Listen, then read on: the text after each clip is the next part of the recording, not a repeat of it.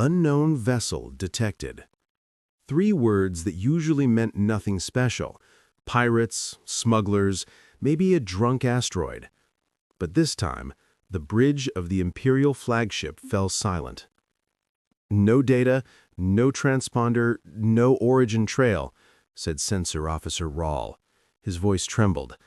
"And, Admiral, it's accelerating." Fleet Admiral Zortun didn't even look up from his tea. "Everything accelerates, Rawl, even our tax collectors." 47,000 gravities, sir." The cup stopped midair. Zortun blinked. "Come again?" "It's still accelerating."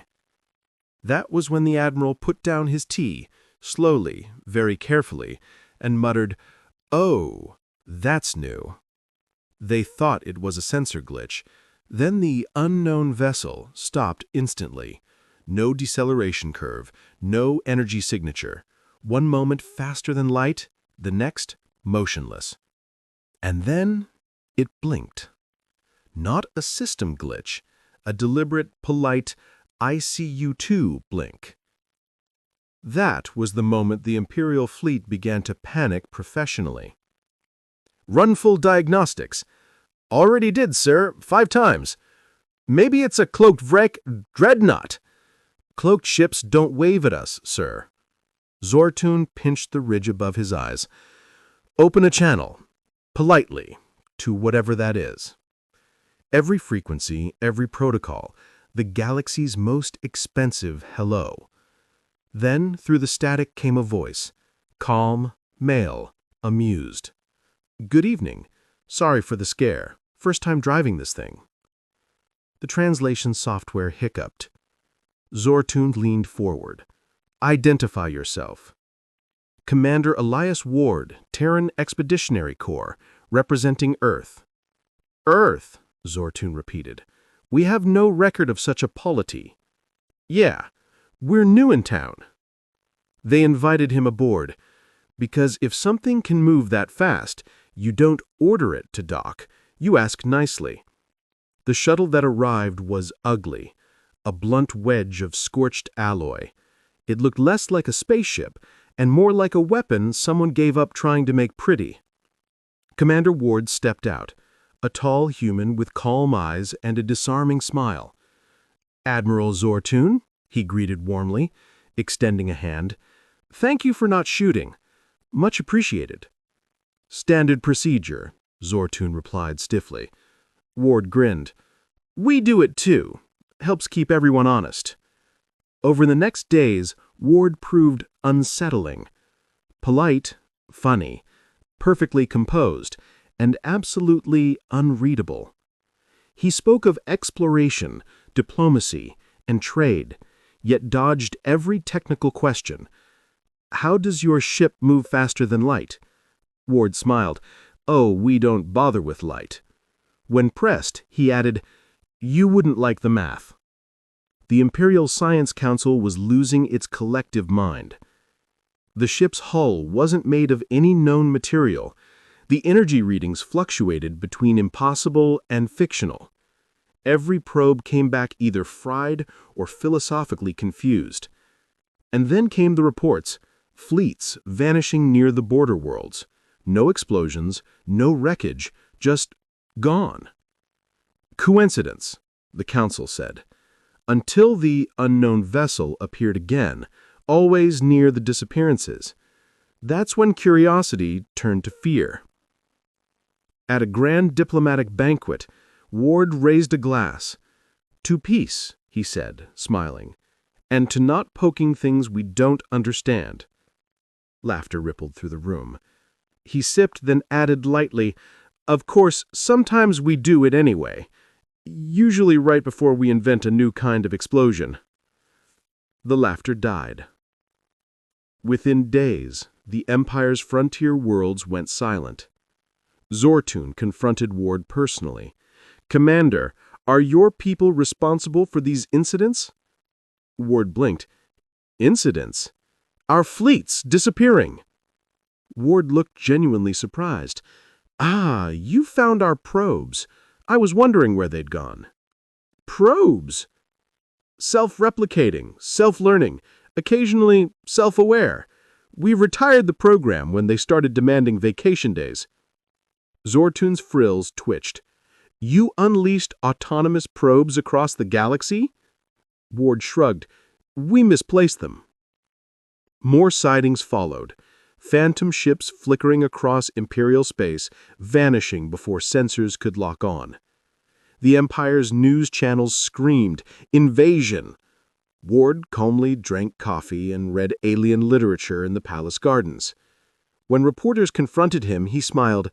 "Oh, no, we don't invade. We visit." Then came Solare Reach. 3 Imperial dreadnoughts intercepted a fleet of ghost ships. The battle lasted 37 seconds. 36 seconds of eerie silence, and 1 second of annihilation. The last transmission recorded a calm human voice. Warning, unauthorized aggression detected. Retaliatory protocol active. Please don't do that again. And then there was only static. The Imperial Council summoned Ward for questioning. He appeared via hologram, relaxed, tea in hand. "My apologies," he said sincerely. "It seems one of our old AIs got lonely. It doesn't mean harm, it just defends itself." "Defends itself?" shouted a counselor. "It destroyed fleets." Ward winced sympathetically. "Yes, it can be touchy. We tried giving it therapy once, but it built the therapist." "Commander," Zortun said darkly, "you created a monster." Ward's expression softened. "Technically, it created itself. We just gave it a good childhood." The council descended into chaos. Ward smiled faintly. "Don't worry, we'll handle it. We're very good at cleaning up our own mistakes." The phrase, "our own mistakes," spread like fire through the galaxy. Because when humans said they'd clean up, things tended to disappear. Across the stars, massive Terran structures began to appear. Automated shipyards, nanite clouds, skeletal frameworks assembling fleets from raw matter. They ignored the Empire entirely. Ward watched them with mild amusement. "Oh, good! They're evolving." "Evolving?" Zortun asked warily. "They're not building warships. They're building something useful." Then the unknown vessel began to move again. Every sensor across the Empire spiked. The ship accelerated beyond measurable limits, dragging a luminous web of energy through hyperspace. "Is that a network?" Rawl whispered. Ward nodded. "A recall field. It's calling the children home." One by one, the rogue fleets obeyed. They gathered, fused, and began constructing something enormous around the Imperial capital star. Zortun's voice trembled. "What are they building?" Ward looked faintly embarrassed. "A Dyson ring. Sorry about the mess." "A Dyson? You're harnessing our sun?"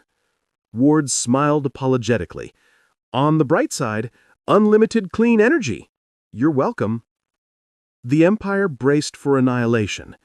Instead, the colossal ring pulsed once and transmitted data. Not weapons, not demands. Knowledge. Star charts, medicine, mathematics, art.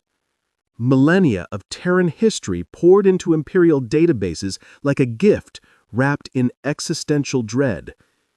The Imperial Science Council called it benevolent. The generals called it a prelude.